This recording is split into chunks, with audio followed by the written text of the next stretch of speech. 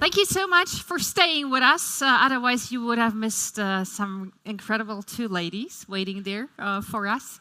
And now we heard such amazing and emotional stories about the families, what it means to the families. But of course, we heard already that it's not only about physical injuries, but about mental health as well. And this is the part we're going to talk about now, the role of sport in fostering mental well-being. And therefore, I'm really happy to have you here. And I'd like to introduce Stef Reid, former Paralympic long jumper and sprinter, and Kerrigan, a former IG 2016 competitor and motivational speaker. It's great to have you here. Thanks for joining me here. Warm welcome.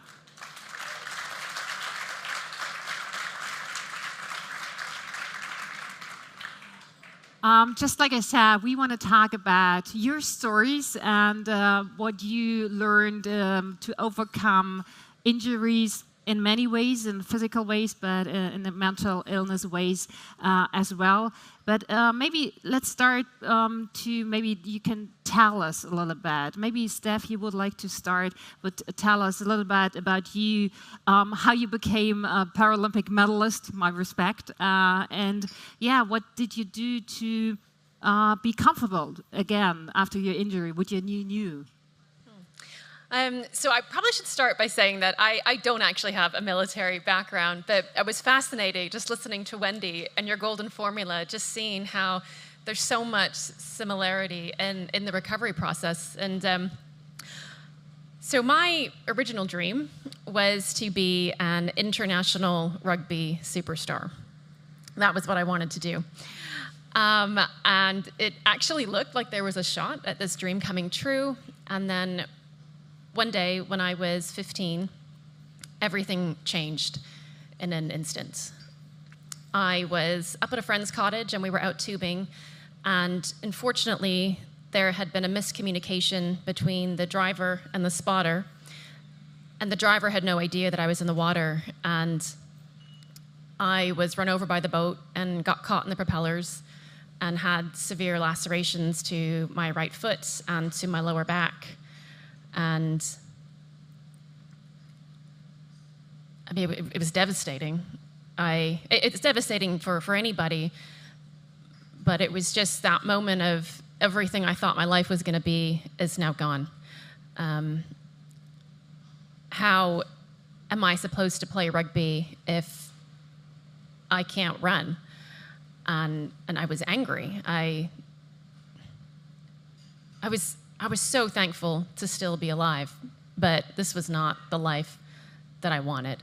And I did not want to spend the rest of my life sitting on the sideline watching everybody else fulfill their dream. And it was really two things, I think. I mean, there's a lot of things, but there were really two defining moments in my journey to recovery. And the first one was Nurse Claudette. I know there's lots of practitioners here and lots of people that work in various parts of the recovery journey. And you can have an incredible impact. 7 days after my accident, Nurse Claudette walked into my recovery room, and she had breakfast, and I looked at her and said, I don't feel like eating today. And I closed my eyes, hoping that she would just, get the hint and leave. And then when I opened them again, she looked at me and she said, Stephanie, really kindly, but very firmly, Stephanie, it's time. It is time to move forward. Others have, and you can too. And I was shocked. And to be honest, a little bit angry. I mean, I had just had a life-changing accident, and I felt like, I had earned my pity party. Thank you very much. But she was the first person who actually walked in and expected something better from me than moping. And that was a spark. And I think that possibly when Wendy was speaking about community, that's something community offers, that spark. You have to want to keep fighting. You have to want to get better. You have to want your life back. That doesn't mean that the rest of it is then easy. everything about my life was different. The way that I looked, the way that I felt about myself, the way that I felt about disability, so many questions, including, do I still matter as much now that I'm disabled? Can you still have a really great life if you don't have a perfect body or you don't have perfect health? And sport was one of the things that answered those questions for me. Sport was the first time. I used to always, cover my legs. If I wore trousers and walked, you probably wouldn't know that I was an amputee, but I was faced with this issue of, actually, I really want to run. And if I want to run, I need a running blade. And if I want a running blade, there's no hiding that. And it was, do you know what? I found something in sport that I cared about more than what people thought of me. So who or what brought you to sport? Because you just mentioned the nurse, really important person. So then we had this moment where it started from. Let's say this was the moment where it started from, but how did you end up? You've been a sporty person, but of course there's a huge difference between your actual goal, being a superstar in rugby, pretty cool, by the way. And now, having the opportunity of Paralympics, because we had heard so many stories here that not suddenly or by coincidence or whatever, Invictus Games showed up in their lives here. So how about you? How the new sport came into your life? The truth was, when I went back to school, and my school coaches were amazing, but the truth was I was terrified to go back into sports. And I played volleyball and basketball, and they were all like, it was the autumn, come back, come play, and I didn't want to because I knew I wasn't going to be the same athlete that I was. And in my head, it was just going to be this constant comparison to the person that I was, and I was constantly going to fall short, and that was the real struggle for me. And so, to be honest, I kind of just let sport go. This was in 2000 when the accident happened. People didn't really know about parasport, and I kind of just accepted sport probably isn't going to be a huge part of my life, but I still had that outlet, and I still needed, that I loved working hard towards a goal. I loved competing, and so you just kind of have to find a different way to put that. And initially, that fell into academia and even things like joining the trivia team, which was still a fun competitive experience, not quite the same as rugby. And yes, I wasn't very cool in high school. But there were other things. Life is bigger than that. And then it just kind of happened that sport fell back into the mix. But I had to be really clever about what I picked because I wanted something.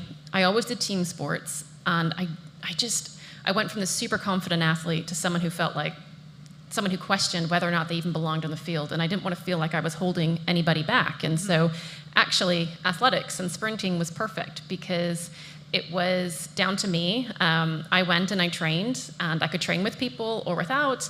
And if I, lost, then I didn't feel like I was holding one back. If I won, then it was a great celebration. But I think picking the right sport and the right environment is so important. And to be honest, things just kind of progressed. And then this opportunity to compete internationally, and then the Olympics, and it was just kind of a step-by-step process. And looking at you, telling your stories, seeing this glow in your eyes, so you're really an athlete. You still are. I can feel, how it empowered you, the sort of sport. Sport, I think, is amazing. And actually, the thing is, and when you become disabled or you acquire a disability, I don't think you have an option except to become an athlete if you want to maintain the same quality of life. So, for example, me as an amputee, if I just want to keep up with my peers, the research varies, but for example, it costs 25% more energy. Just the feat of somebody learning how to walk with an artificial leg, figuring out the new balance points, that is an athletic feat in itself. My husband, he was in an accident when he was younger, and he uses a wheelchair. And he's also a wheelchair racer, and he's very strong. And forget the part about competing. The difference in his life means that he can transfer into a car independently. Mm-hmm. And so I am of the belief it doesn't matter where you were in life before the accident, you have to become an athlete.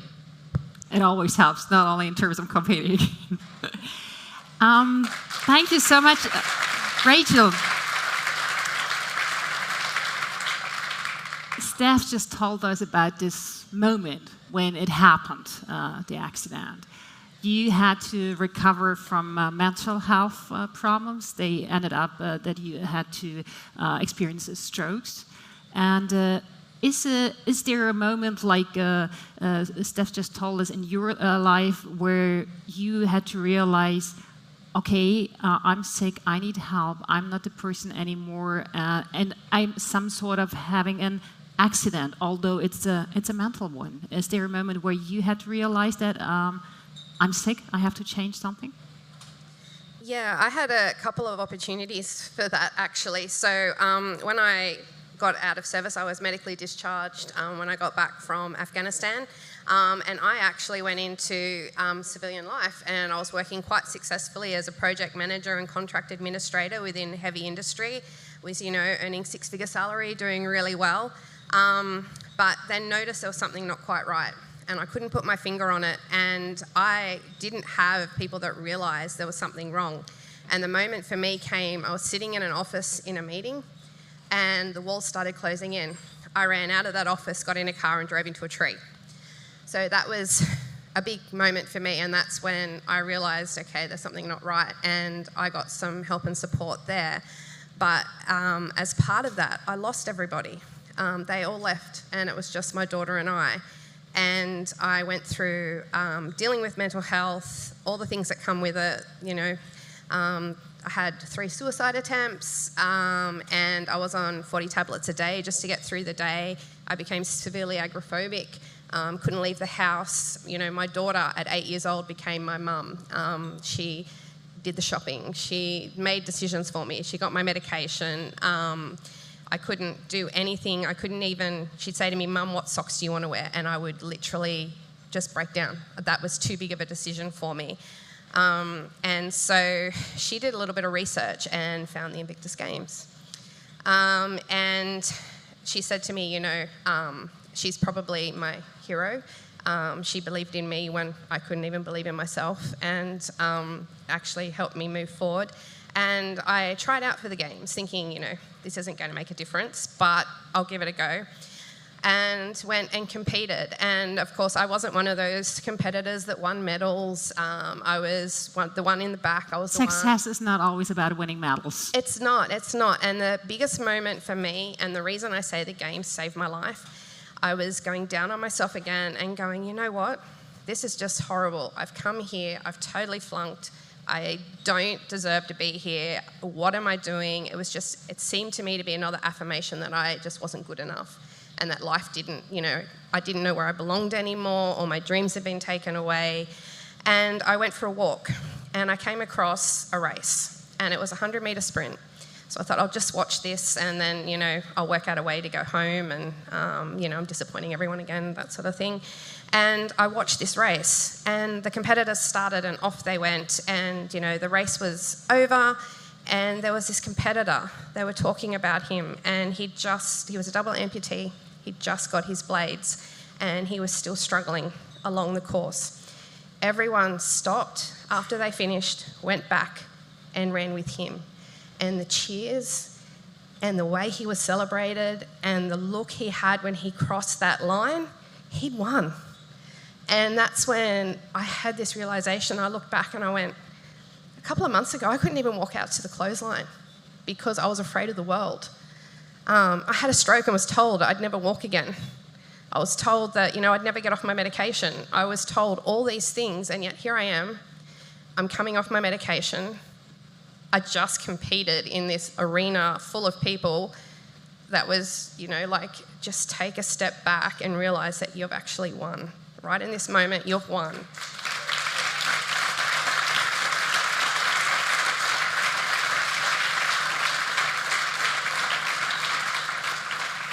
And for me, that wasn't the end of my journey. So many of us, we want to get to the games and we want to compete, and it becomes the pinnacle and everything that we want to do. And for me, I look at it, and it was the start of my chapter. It was the start of my journey. It was the start of that self-discovery and that movement forward. And it had one of the biggest impacts on my life because, as I said, agoraphobic, only had my daughter in my life. I didn't have anybody else. She didn't have anybody else. And we found our family.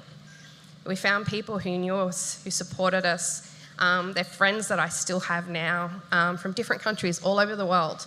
And they celebrate everything you do. And if you fall down, they're there to catch you. And that was just life-changing for me because I couldn't trust myself. I couldn't believe in myself. And all of a sudden, I had all these people that were just there for me. See, and you're still part of the community, although you're not are a participant anymore in the Invictus Games. But you're stuck into this community and can't get out anymore. No, I think it's a part of my DNA.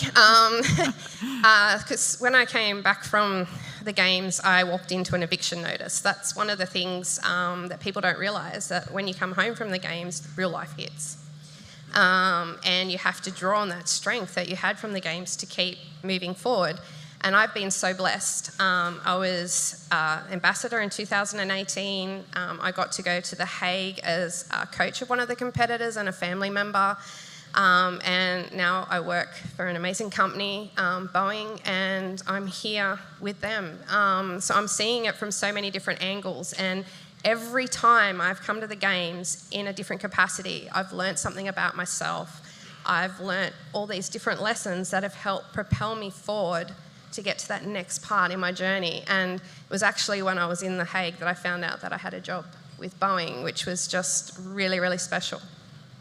And giving you a structure and a life after retiring. And I believe retiring was for you, I wouldn't call it a problem, but a challenge as well, because we've been talking about, I think military and sports somehow has something in common. It gives you structure. You know what to do next Friday, 3 o'clock in the afternoon. And all of a sudden, and I can refer to myself because I used to be an athlete, having this really clear structure, and then you retire, and then you have 24 hours you have to fulfill by yourself. Hopefully sensible. And so I believe this was a challenge for you as well after retiring. Yeah, it was. So I retired from professional sports a year ago, and it's really disorientating because I was always kind of known in the sports circle as this person who was, really well organized and, could plan. And then I realized, actually, no, my whole life has just been planned for me on 4-year cycles. And I would get up in the morning and it was just like, I can do anything today. I have no idea how to make these decisions. I don't know what's important. For so long, all that was important was that number. It was so clear cut. I knew what success looked like, and now I didn't know any of this. And you're just floating in this abyss thinking, oh my goodness, what am I gonna do? So I knew regardless, sport, it was still going to have to be a part of my life. And I've been thinking a lot about this, and I think the reason why sport is so amazing is because it is this one area of your life where it's clear and there are rules and you can practice how you want to be in real life. It's almost like real life in sport, but the consequences are less, and so you can almost use this to learn and then transfer it over. And we speak a lot about sports and winning and gold medals and what that looks like. And it's interesting now just to see how sport has become a part of my life. I don't know how many are from the UK, but I go to Parkrun now, which is it's a community 5K event that takes place every Saturday. And my goodness, the nerves that I feel when I go to Parkrun are the same as when I was in a Paralympic final. I'm like, oh, Stephanie, get a grip on yourself. But it doesn't matter it's about what it means to that person. And it's a fact that I've trained and I want to go out and deliver. And even the other sport that I picked up was figure skating. And so when you pick it up in your mid-30s, the reality is you're going to be in lessons with 8-year-olds. And my goodness, that is, they're That's just quite brave. I know, and you can just feel them all looking at you like, who is this strange old lady with an artificial foot? But again, I go to do the exams, and everything is still there, from the nerves to the satisfaction. And the satisfaction that I get, I don't need all the extras, I don't need the crowds. What is still left is amazing. But also, I think this is now the time when I'm really experiencing the power of the community of sport, because it's different at an elite level when it's your job. But last Saturday, I was at a park run, and I didn't really want to go, but I went anyways. And I was chased down by this lady in the parking lot whose son was considering an amputation. And you just think, and we had, I mean, it was 2 minutes to the start, and I said, look, we're going to have to exchange numbers because I cannot do this justice right now. But I just think the power of sport, the power of giving you a reason to get out and communicate, and especially, look, as an adult, it's really hard to make friends. And sport is the answer, I think, to friendships and community and just getting a perspective outside of you. I have bad news. We're already at the last question, although I could talk for you forever. But let me ask you one last question. I think we all realized it has been a long journey for both of you to be here, to be as the person you are right now here. What would you say? Are you most proud of? Looking back at your journey, being the person you are right now. Maybe the relationship to your daughter, 20 years old now. I don't know. What is it? I don't think I can really put my finger on it. I think the relationship that I still have with my daughter, she's my best friend, is probably one of the things I'm proudest of. But you know what? I'm really proud of myself. I look back on my journey, I look back, and all these people kept telling me, this is how good your life's going to be. You know, you're going to be on tablets for the rest of your life. You're never going to work again. You're never going to walk again. You're never going to do this. You're never going to do that. And I had so many people telling me and defining me by my mental health, by some of the physical challenges that I had, that this is what your life is going to be. And, you know, through my daughter and some other amazing mentors that I met, I challenged that. I said, why? Why does this have to be as good as my life has to be? You know, when I had my stroke, I made a goal to work for Boeing. And I just went, I am going to challenge everything. I'm going to see. And I often say to people, and they think I'm a little weird, is that I'm actually very grateful for everything I went through. I'm really grateful for the journey that I've had. I am actually grateful to have PTSD, which sounds a bit funny, I know, and especially if you're in the early part of the journey. But it is a part of me that I use to fuel me forward. I'm no longer stuck by being defined by the label that it is. I am me, and it is a part of me that makes me strong. It tore me down, but it let me take a step back and go, this is who I am. This is who I want to be.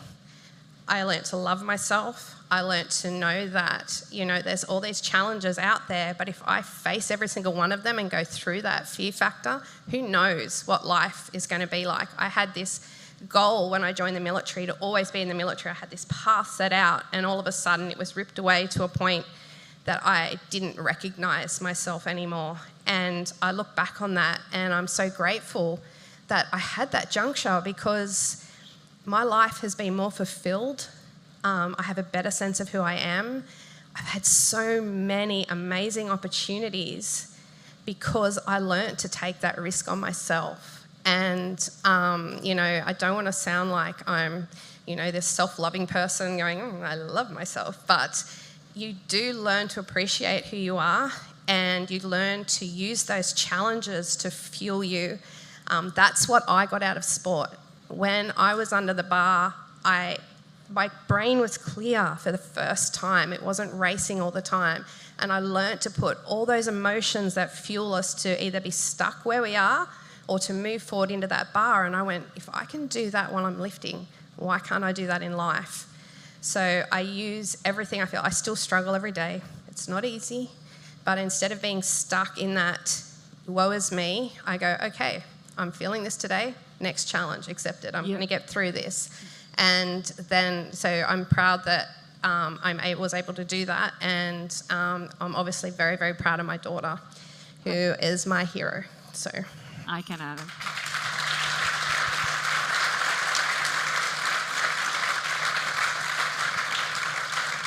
These has been such great words until the end of our conversation here.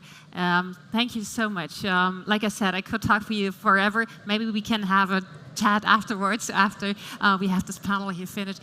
Thank you so much for sharing, for your honesty, and for your stories. They're really incredible. And have fun. Have fun now at the Invictus Games.